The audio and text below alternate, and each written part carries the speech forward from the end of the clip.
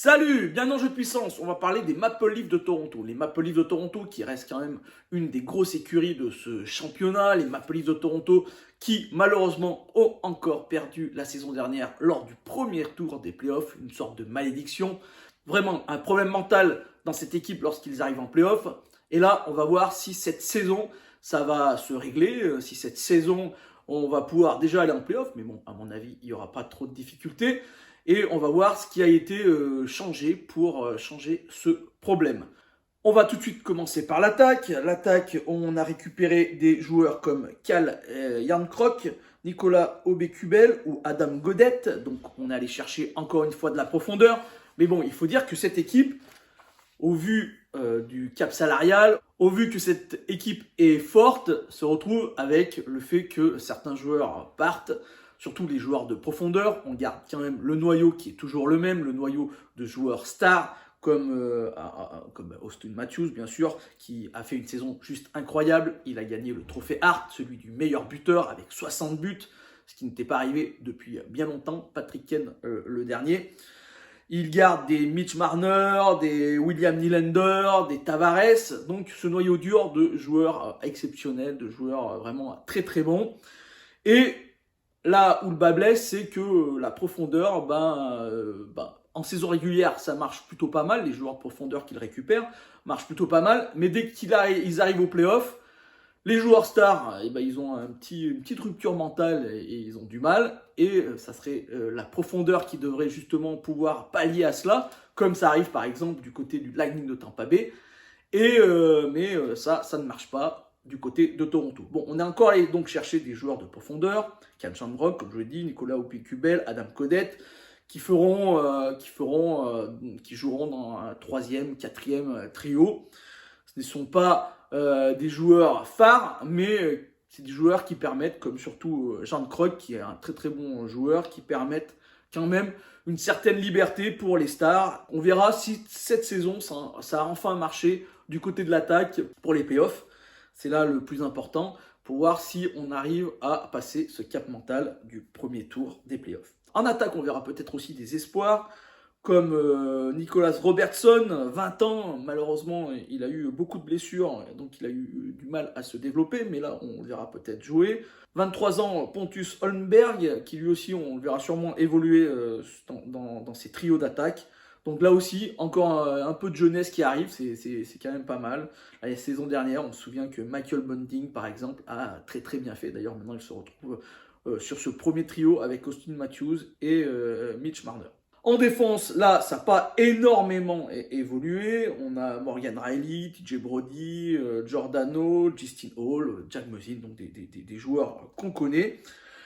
Mais on verra sûrement un petit jeune commencer à évoluer. Il a déjà d'ailleurs joué plutôt pas mal de matchs, 61 matchs la saison dernière, 23 points pour lui, 23 ans. C'est Timothy Lindgren.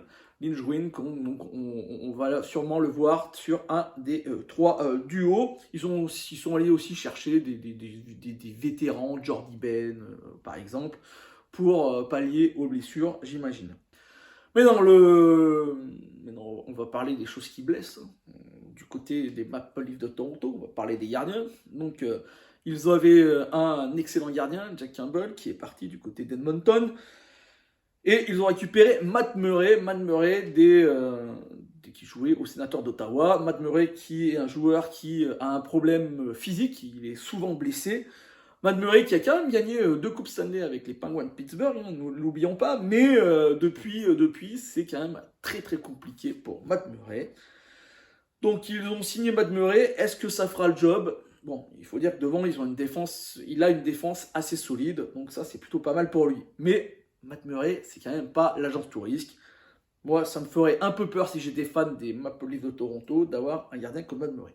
Ils ont un second, Ilya Samsonov, qui a fait plutôt une bonne saison du côté des Washington Capitals.